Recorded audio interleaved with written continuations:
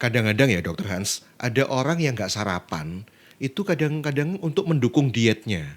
Jadi dia nggak kepengen gemuk, ya sudahlah. Pertama udah telat gitu ya breakfastnya, diburu waktu, akhirnya dia skip aja gitu. Atau di sisi lain malas makan memang di pagi hari gitu ya, kayak ada efek nggak enak gitu perutnya kalau kalau Iya, breakfast gitu. Jadi dia skip. Nah padahal dokter mengatakan harus breakfast, bahkan big. Nah ini big apa breakfast. kerugiannya kalau kita skip kalau gitu? Kalau tidak sarapan pagi, padahal kita sudah tidak makan sepanjang malam. Tidak sarapan pagi membuat pankreas kita menjadi ngantuk, saya katakan. Ya, Hmm. istilahnya lemot, ya.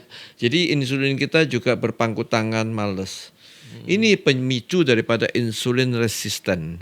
Jadi insulin tidak diselenger, tidak diaktifkan, tidak dipacu supaya bergerak bekerja.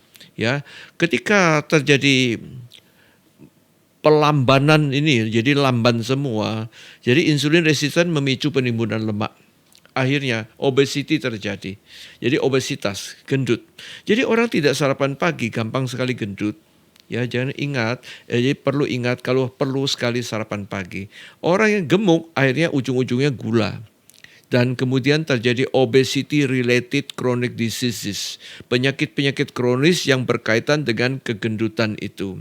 Jantung, stroke, mungkin perlemakan hati, mungkin terjadi batu empedu, terjadi encok, bahkan autoimun, bahkan bisa terjadi kanker dan sebagainya. Karena penimbunan lemak di perut itu bahaya sekali.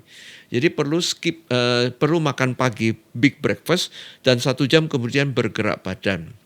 Aktifkan diri Anda dengan makan pagi, kemudian aktif bergerak.